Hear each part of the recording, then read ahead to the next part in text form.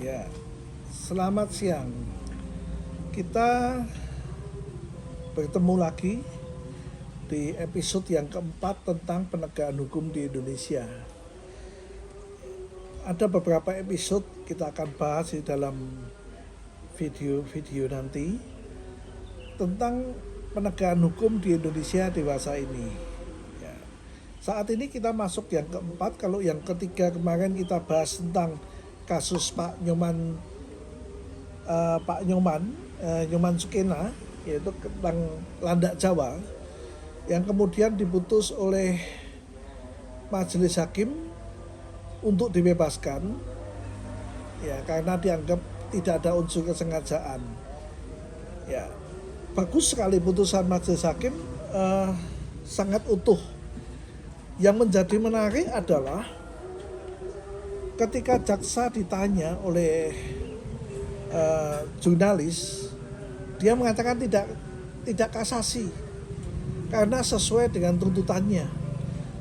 Ternyata jaksa menuntut bebas. Lah ini yang aneh.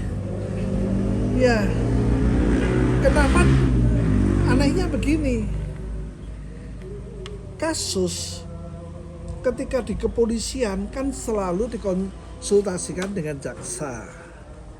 Ya, lalu jaksa menjadi filter dari kasus itu. Apakah kasus ini bisa diangkat ke persidangan atau tidak?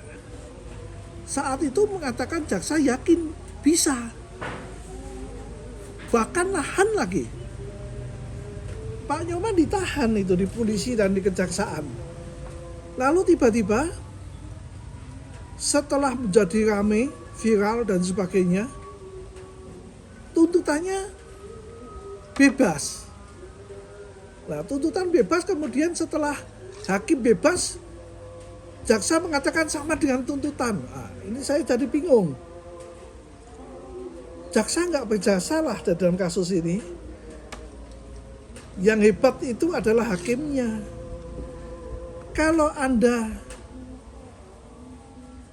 sejak awal mengatakan kasus ini tidak bisa jalan, tidak perlu sampai ke pengadilan. Dan ini soal penahanan loh ini. Saat ini penahanan itu sudah menjadi barang biasa. Pada tujuan penahanan adalah supaya tidak menghilangkan barang bukti. Ya, satu, tidak menghilangkan barang bukti dan tidak melarikan diri.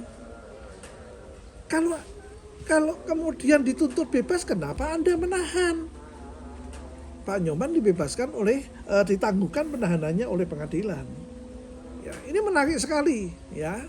Saat ini kan pemerintahan yang baru ini kan banyak sekali pencitraan supaya siapa tahu mendapat telepon dari istana kan begitu ya.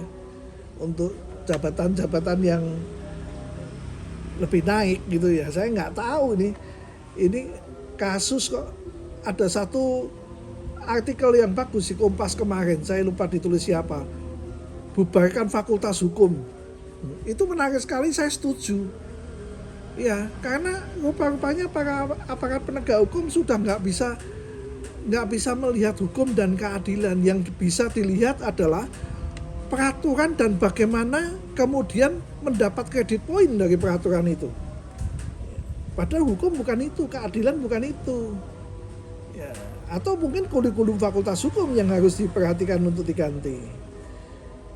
Lalu kita kaitkan kasus Pak Nyoman Sukena dengan Bu Supriyani, guru honorer. Ini dakwaannya 351 ayat 1. Itu penganiayaan ringan.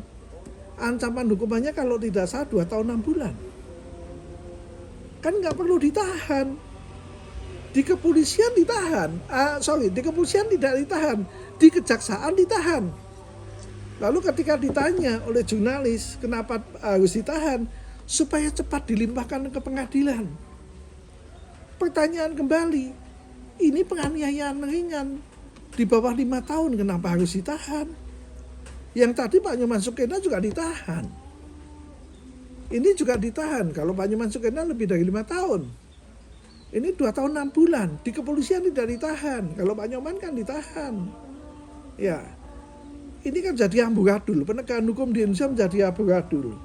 Saya tidak mau terlibat di dalam kasusnya, pembuktiannya dan sebagainya. Saya hanya menyoroti, ini penganiayaan ringan, kenapa harus ditahan? Oleh pengadilan kemudian ditangguhkan penahanannya. Saya setuju sekali.